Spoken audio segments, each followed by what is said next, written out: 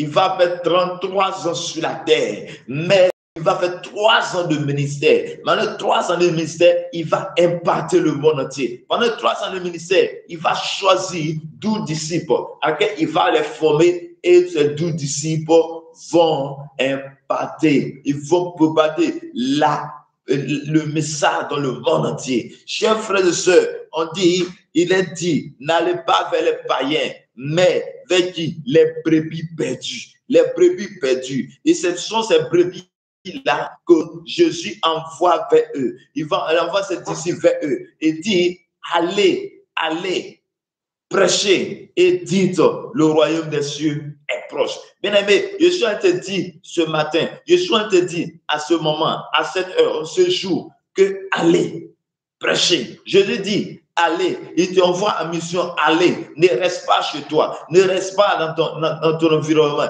Il dit, allez, prêchez la bonne nouvelle, annoncez la bonne nouvelle, dites que le royaume des cieux est proche. Bien-aimé, le royaume des cieux est proche.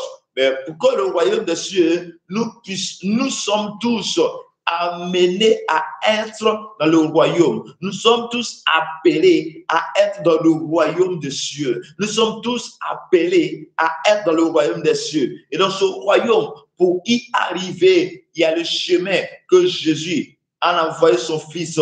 Et Jésus est venu sur la terre. Il a tracé le chemin. Il dit, je vais au Père. Et nul ne peut aller au Père sans passer par moi. Chers frères et sœurs, toi tu me suis en ce moment. La bonne nouvelle que je vais te donner, la vérité que je vais te donner est que il y a une seule voie et un seul chemin par lequel tu dois passer pour arriver vers le Père. Pour arriver vers le Père. Bien-aimé dans le Seigneur, il dit, allez prêcher, le royaume des cieux est proche. Chers frères et sœurs, est-ce que tu as accepté Jésus? Est-ce que tu as accepté Jésus comme ton Seigneur, ton Sauveur? Est-ce que tu vas à l'église?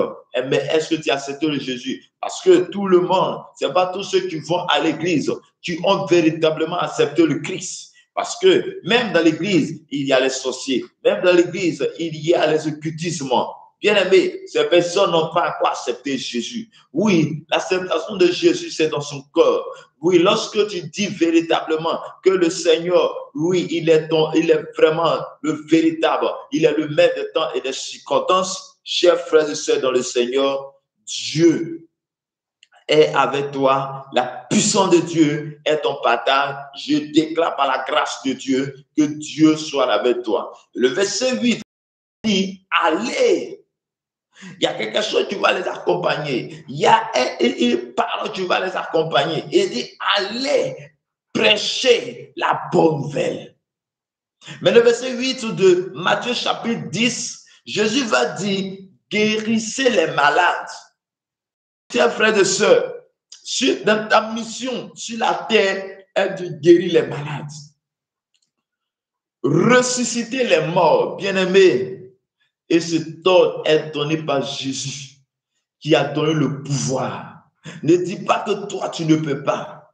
Chers frères et sœurs, le pouvoir nous est donné d'aller en mission, d'aller. Et je te dis une vérité. Lorsque ton frère t'envoie, lorsque ton papa t'envoie, tu ne fais qu'aller exécuter ce pourquoi il t'a envoyé.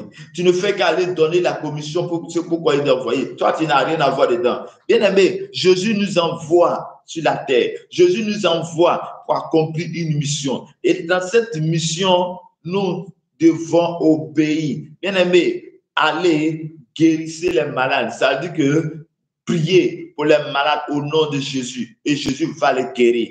Oui, nous devons ressusciter les morts, c'est-à-dire prier pour que le Seigneur puisse agir. Nous devons chasser les démons sur la terre. Nous devons les chasser. Nous devons chasser les démons qui fatiguent les hommes, les femmes. Et lorsque tu es avec Christ, lorsque tu es